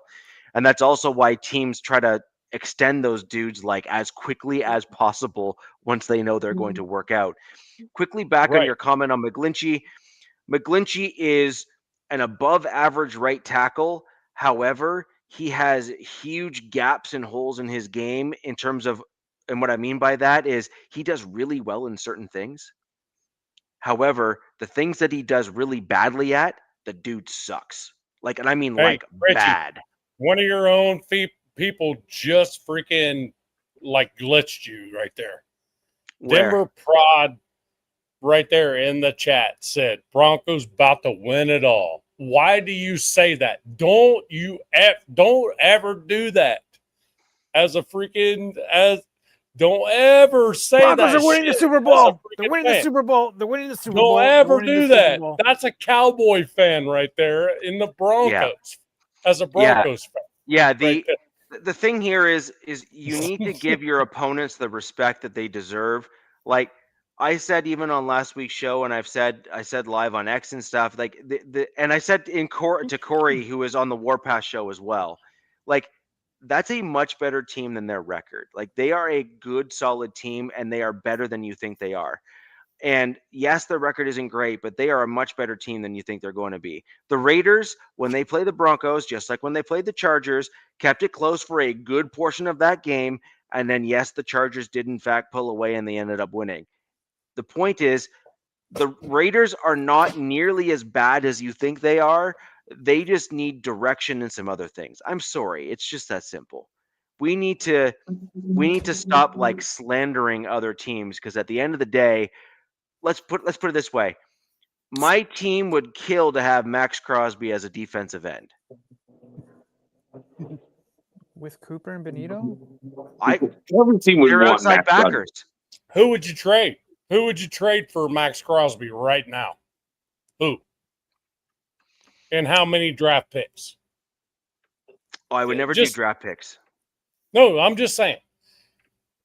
We give you Max Crosby, how many draft picks and what player? Benito and some picks. It'd probably be like it'd be an early round one, and then it'd be a future or later round one, and then it'd have to be a player also. I'm not sure I'd be willing to give up that for Max at this stage in his career. He's got a lot left. He's like 27 years old. Yeah, he's so good, he's in man. his prime. These guys played to like they're 30 something. I agree, but the problem that Max has, and this is what my concern with Max is that he's been a one-man army. In fairness, Yeah, he has been an army. Okay, to be fair, he's had all of the wear and tear put on his body as a result of being kind of the one-man band, and so I mean I'd be looking at trading away one of the DNs. I think Benito? Max is probably more productive. Benito is not a defensive end. Benito is an outside linebacker. But you run a 3-4. The Raiders run a 4-2. So he would be a defensive end in the Raider scheme. So what would you say? I wouldn't trade Benito. I think it would be more. I think that's kind of like an equivalent. I think that Max would make a great addition on the other side of Benito. I think you could look at replacing him with Allen. I think would be a reasonable comp. He's an aggressive interior guy. Look in the chat. Oh. Look, I'm getting blasted just for even bringing it up. I'm sorry I brought it up. No, it's funny. It's fun. It's fun. Okay, I was just wondering what a Bronco fan would pay for Max Crosby. I have legitimate concerns. Then you can get on Max. I have legitimate concerns.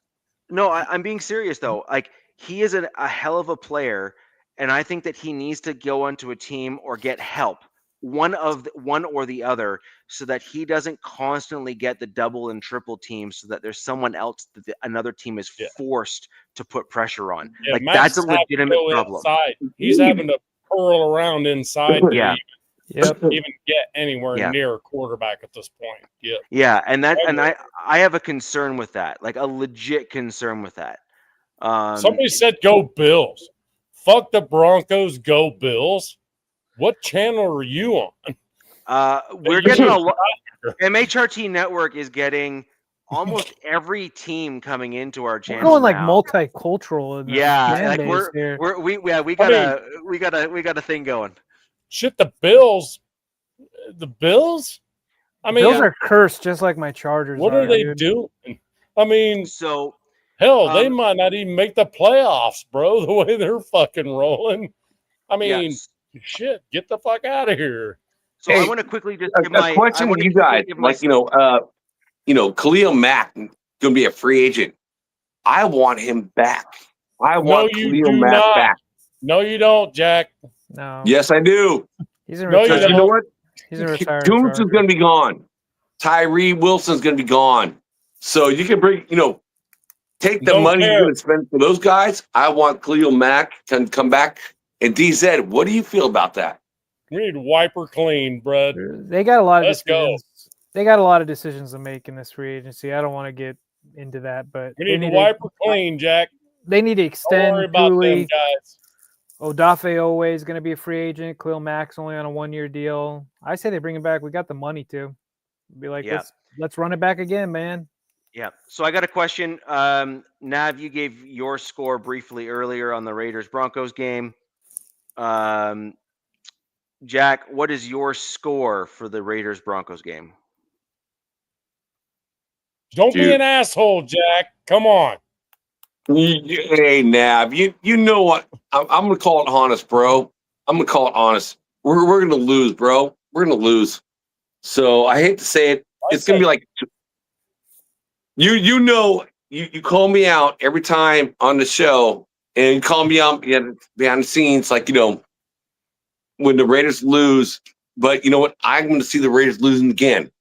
I can't see the Raiders winning another game the entire year. I see us winning one more game. You know what? I want us to beat the Broncos, dude. I fucking sorry, Richie. I hate your Broncos. I hate your Broncos. But you know what? It's going to happen. So what's the I'm calling 28-13. 28-13 Broncos. It's not because the Broncos offense is good. Broncos offense is like, just as bad as almost our offense, but the Broncos defense is good. They'll probably get a pick 6 or something like that. So yeah, Don't trip. There's not a Chiefs fan in here because they're scared. We don't ever have a Chiefs fan in here. Well, hey, there's been a few. I've tried to get Chiefs fans to come in here. They don't come in. But 28-13, I got to give it to Rich's team. Your defense is there. So what you're saying is the Broncos are going to score 4 touchdowns and not kick a single field goal. I don't care how it matches up. I'm saying 28-13.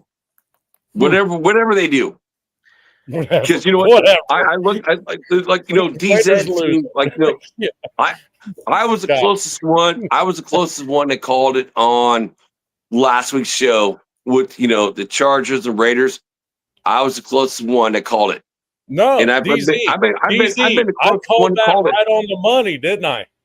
I called DZ. Did I not call it in the chat right on the freaking score? Oh, I have your. I write down your stuff, Nav. Yeah, I've got Nav's score somewhere. I'm being serious. I got Nav scores written down. Oh, I called it right on the freaking money. Where's last week's notes? I've got don't wait for me, but I'm looking for these notes because I got them all over the place. I called it. Look, Nav, you've already made one fatal error. Jackson, California, and you're expecting him to do math. Those two things do not match. Okay, look, let's just call wait a it minute. He's from Tennessee, so insurance agents can't do math. We know this. Well, look, Jack, this is the problem. I believe California trumps Tennessee 100% of the time when it comes to all things going wackadoodle. So I'm gonna simply leave it there. I got relatives in California, my man. So Nav, did you say? Are we talking about the 31-30 score? Yeah, I think. I've got Nav 31-30. I don't know exactly what score that was for. No, that wasn't it. Okay, I didn't write it down then. I wrote that one down. God damn it, DZ. I will say this, that the Raiders play Denver better than they play the Chargers. Yes, they do. I will 100%. So I'm gonna simply give my score here. I have 21-12 Broncos for that exact reason, Jack. I believe that the Broncos are going to win the game because I believe the defense is going to do what they're supposed to do. I believe that most of the game here is going to be that kind of close, gritty style game that we saw the last one. However, I do believe your fatal flaw in this game, as I said earlier, is My defensive line for the Broncos has remained healthy and is playing well.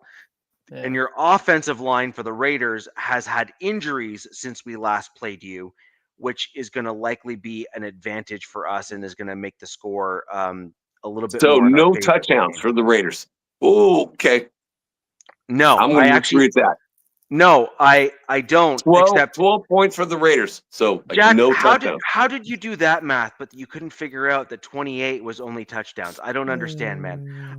Sorry, I'm just joking. Come on, that was funny.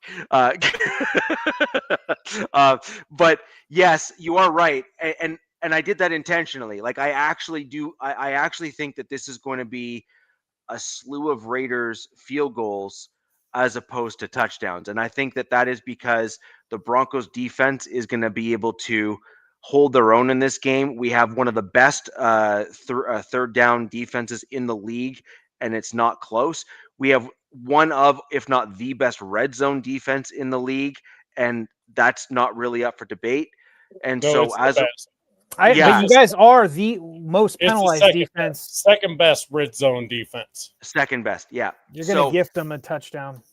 So I truly believe that all of that actually makes a difference, like in terms of how the defense is playing, not just how, but also where. So third down and red zone, I think, are huge stats for success of a team. That's great. I love it. Appreciate it, David. Hey, DZ, I'll refresh your memory. Right. I said 31-14 because I thought the Raiders might actually freaking score on defense. And you did predict that score right on the dot? Yeah, I said I thought the Raiders might score one on defense for whatever reason. They almost did. I mean, Herbert threw that pick. And that Dicker, the kicker, is going to have to kick a couple. Yeah. Our red zone offense has been pretty atrocious this year. I think. I did tell you, I did say that, but I was actually joking. It wasn't like I was thinking. I just knew that Daniel Carlson's a fucking nutcase and can't fucking kick a football. So I pretty sure there wasn't going to be any freaking field goals. So I mean, literally brought in a freaking a kicker, Greg Joseph, that nobody's seen in like 5 years. I remember Greg. So it's kind of like, what the fuck? Rams, right? Greg Joseph, Rams. Wasn't he a Rams kicker? For some reason, I keep thinking Jags. Rams or Chargers. No, he wasn't a Charger. No, just the uniform. Like, the only reason it sticks to me is the color of the uniform. When I think of the Rams, I think of Walmart. I can't get Walmart. I don't have that. Yeah. But I was like, yeah, 31-14, whatever. He said, do not bring back, hopefully you're charged to never bring back, the hot dog, mustard colored, uniform. That has to be retired this year. They cannot bring that mustard shit was fucking terrible. Tell me about that was horrible. Fuck out of here. We saw that preseason and we're like, what the fuck? They're like, oh, this would be a great idea. Said nobody. I'm like, looks like they got peed on. I mean, it's like, come on. Yeah, that does. Man, So DZ, what's your score prediction? You have like the best jerseys of the NFL besides the Raiders. So I think the Raiders can do something funny here. They could win, but I think they're in full-on tank mode the way they keep running it. No winning. No. Don't worry, Nav. Don't worry, Nav. I'm not going to give you hope. I think it's almost a similar score to the Chargers. I think I put it in the chat. I've got it 27-13. Like you guys said, you guys play each other a little differently. Broncos, Raiders played a little different style. And I think Brock's elite still, even though with that elite secondary that I think the Broncos have, and it looks like Surtain might be coming back as well. He's already back. Yeah, so I saw him ready to rock and roll this week. Something about Brock, man. That guy, it's all tight ends this year. Elite tight ends in the NFL. That slow release, it's almost like damn near nothing defenses can do about it, right? And like I said earlier about the Broncos, they are the top most penalized defense. So that's going to help the Raiders get into scoring opportunities, in my opinion. So I see a touchdown or two by the Raiders, but it's not going to be enough. That Broncos Yeah. defense is Agreed. gonna Agreed. eat alive. I Hey, agree. DZ, Yeah, man. that catch Oh my for God. Brock, tell you, that's that touchdown with one arm That's catch. Cam not the Hart was first one like that. Cam Hart was like, Unbelievable. he was like, "What? No, that didn't happen." He just took that up off the turf, man. It was great. I thought he That was was throwing It the was damn ball away. being on turf. He I thought- It's not caught that shit. He's unbelievable. He's a That's- beast. Jack, that is not the first catch like that dude's made. Dude, Well, I know, but it's like if you it was that unbelievable ball against the Chargers. near him, he can catch it. You guys have to agree. Brock Bowers, by every stretch of imagination, he is the best tight end in the NFL. Tyler Warren with the Not Colts. not even the best tight end, but And I'm gonna Oh, tell you, best there's tight two end different probably styles. ever now. I got Hands and route Mike running Ditka, wise. his records are gone. Tyler Warren does great on seam routes. yeah, well, because Brock he's Bowers just a different catches body style. anything. No, yeah, I agree. They're two different I- styles, right? They're just two different style tight Agree. ends, and I'm excited to watch them. I hate one's a damn Raider; it pisses me off. But, and I love to get my boy Gaston going because I think he's got the potential and to that's be what special as well. And that's what pisses me off. The team we have, how much it sucks, the turmoil and all that shit. We have that dude. Brock Bowers is that dude. Yeah, He And is he's that dude.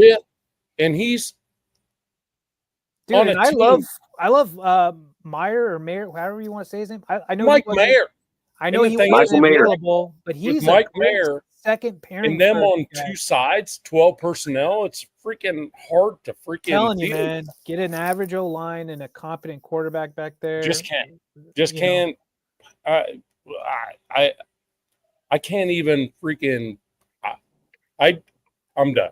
I don't know. Right? It's like fuck. We I get you, bro.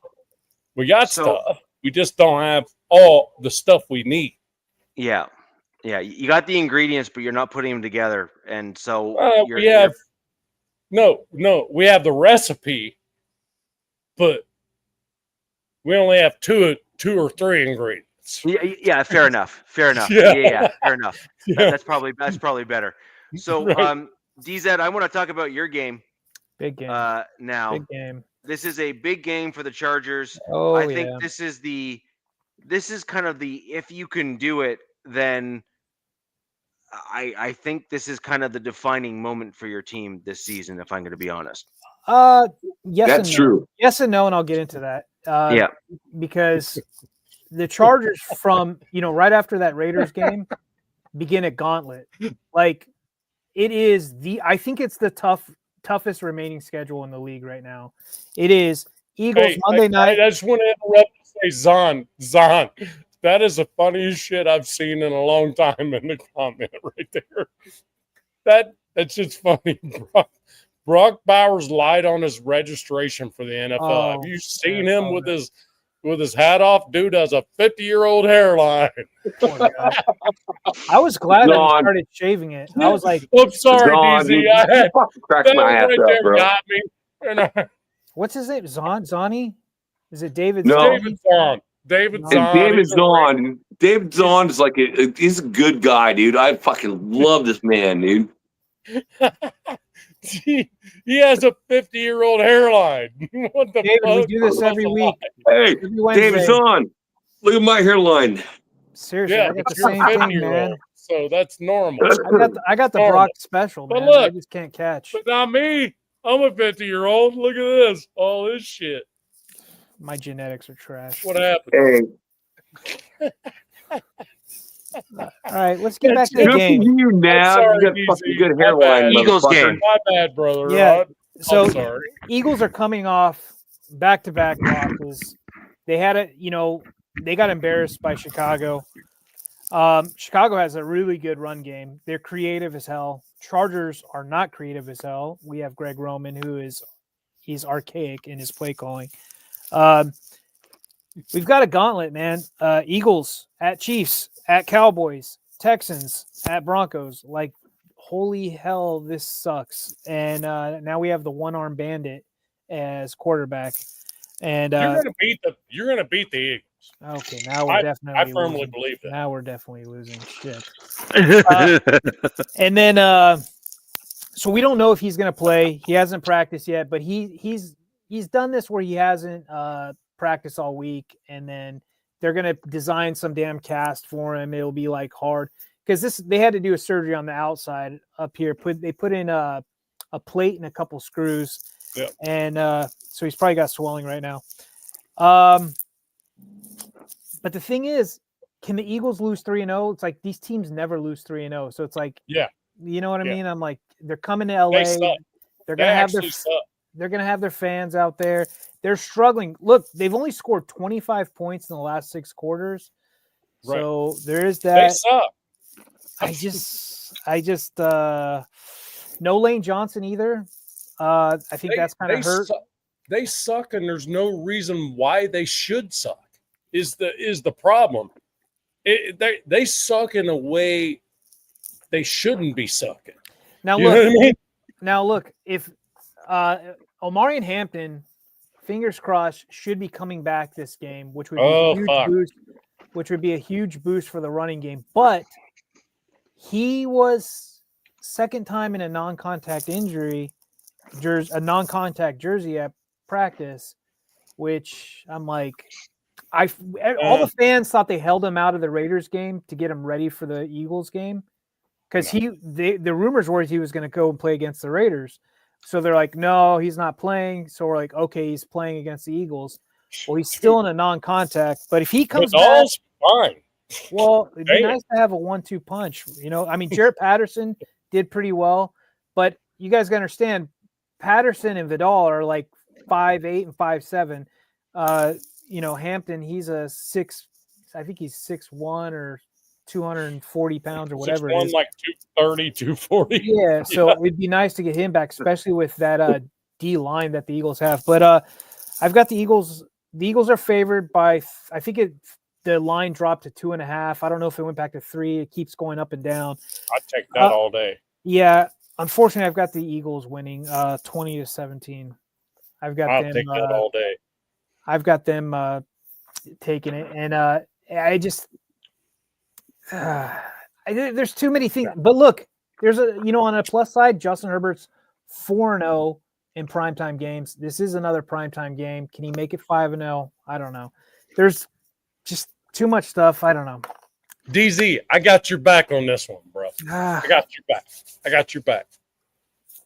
Quarterbacks, when they injure their offhand, they have to sit in a room and take snaps, not practicing, but in a room and take snaps to see what's comfortable for their offhand. Yeah. Right? So surely he's doing it. And I'm telling you what, Justin Herbert is probably one of the biggest badass freaking He's tough. That's quarterbacks in the league. He's a Josh Allen clone. Him and Josh Allen are kind of the same dude. You know what I mean? They're tough. He's not gonna miss this game. I don't think he's gonna miss it either. But the thing is when you're playing, say, 99% of the time from shotgun, you really limit your offense and what you can do, your running game. And like I said earlier, we don't have a creative play caller. We've got a freaking idiot. Greg Roman. But you have Justin Herbert, VZ.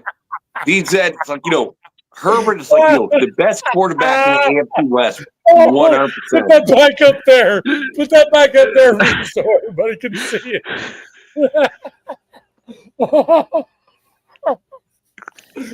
He's a Canadian. They don't say that word in Canada. You don't say that word in Canada. Oh, that's funny.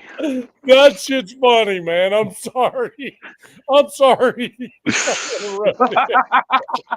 But Nav, did you bring all these people to our channel? No. That's so funny. That's great. Oh my God. I'm sorry. And My And bad. Celios- I haven't even smoked a joint or nothing. That shit was funny, though. For the record, I'm the one that pulled that comment up. For in the record, first Nab place. doesn't smoke that joints. Yeah. I didn't And smoke it and the before. answer to That's the back down, Mike. Look at answer to the question is no. No, we don't all say it. We all say it. No. No, Maybe these young kids, man, like no. they're all no. saying, that, yeah. that one made me spit my beer out, Zon said.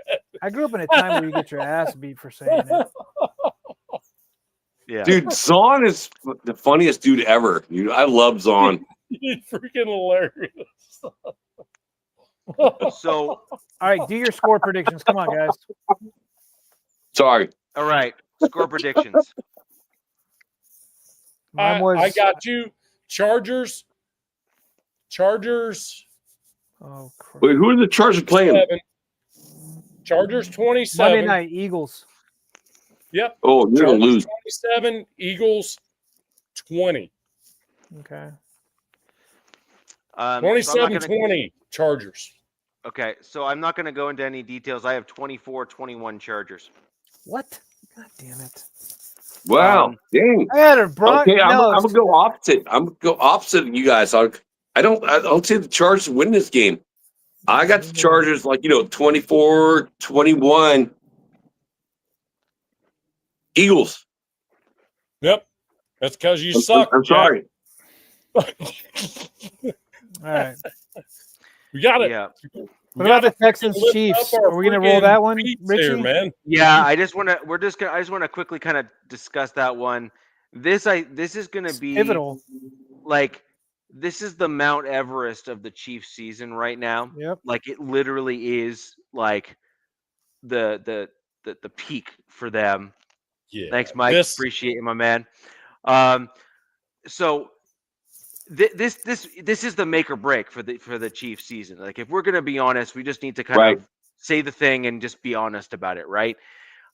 Once the Chiefs lost to the Broncos, it put them immediately behind the 8 ball because they no longer had the divisional win against the Broncos.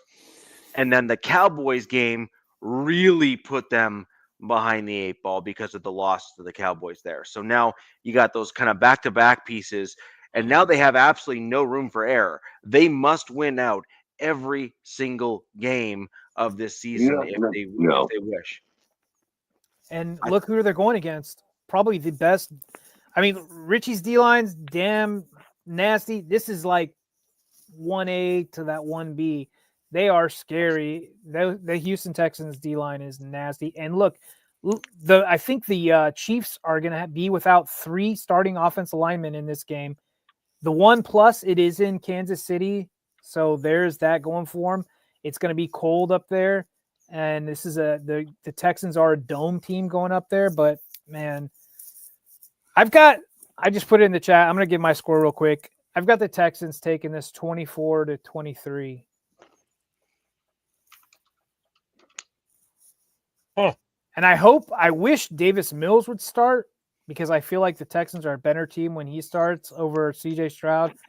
I don't like the way this Stroud-led Texans look this year, but he will be starting. Go. I think Chiefs are going to get fucking spanked. Yes. And the score is what it is, but the Texans are winning. I'm not even going to put a score up there. It's going to be... Come on, Nab, put a score. Probably like 23-17 or something like that.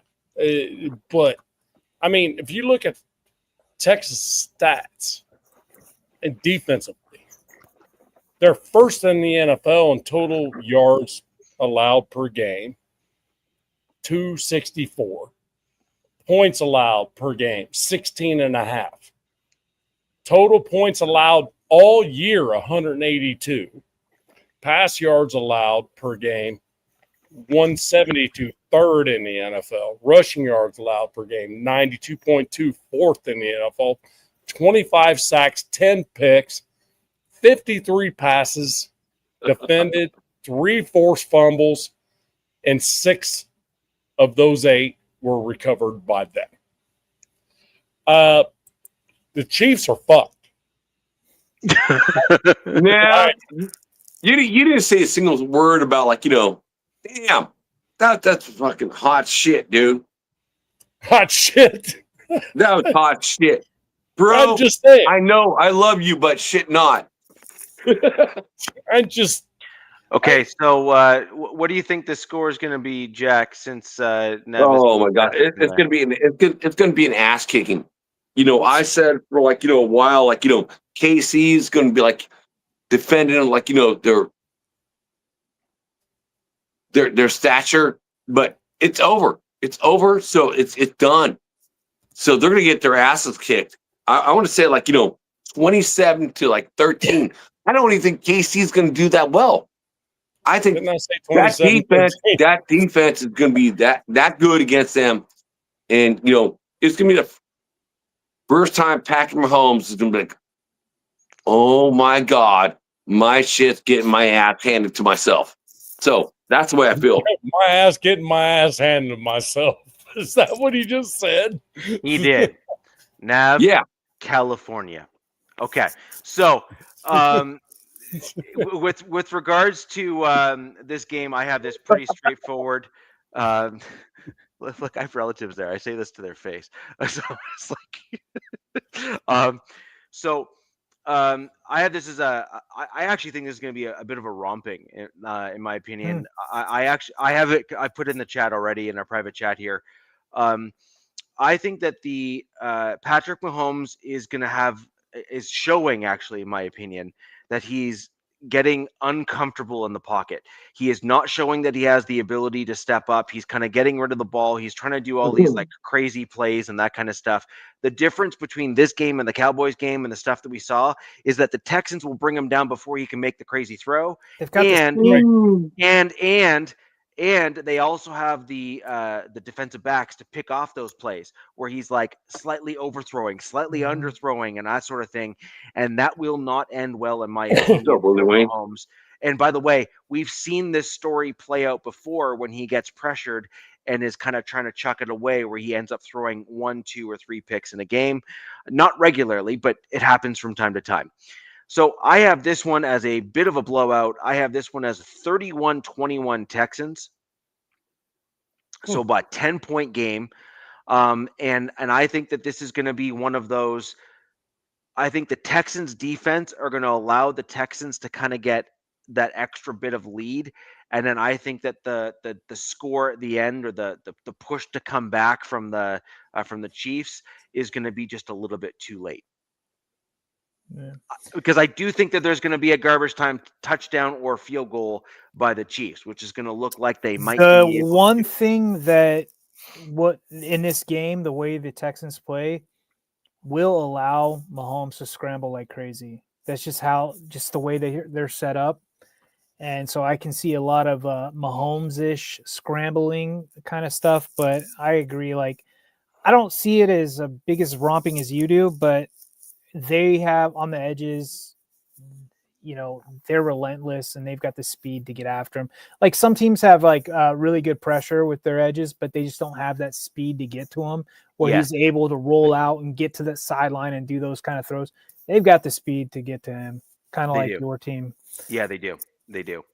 So anyways, that's where I'm at with the games. I think we've all given our score predictions, and that brings us to the end of the show. We have some really interesting games throughout the division this coming week, and this could well be a celebratory moment for the AFC West teams that are on this show right now, because if what we predicted does happen, that would very nearly, if not definitely, knock the Chiefs out of the playoffs. Fact. Yeah. I think that PFF said if they lose this game, they have like a 13% chance of making the playoffs. Yeah. Dude, we all at AFC West show, we want KC out. Bye-bye. Bye. FKC. FKC. So anyways, with that in mind, that's gonna kind of round out the show for today. We will be back next week with a recap of this past week with a little bit more detail, how we did, how we didn't do, all that kind of stuff.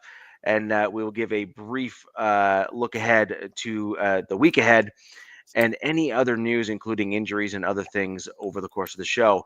If you have any questions that we missed, go ahead and leave it down below, and we'll do our best to respond to you after the show. Our X handles for the majority of us here, except for the one guy at the bottom left, are down below. You can reach out to us, DM or message if you have any questions about our respective teams as well. Anyways, guys, thank you very much. Until next week, where the West Side's the best side. Peace! Fast lane when I pass in the street, bag of money in the passenger seat. Tempo's been asking for me on the road from the west to the east. Way up, I might never come down, cause the coast racking up the flight miles. So high, I might never come down, so what, this is my lifestyle.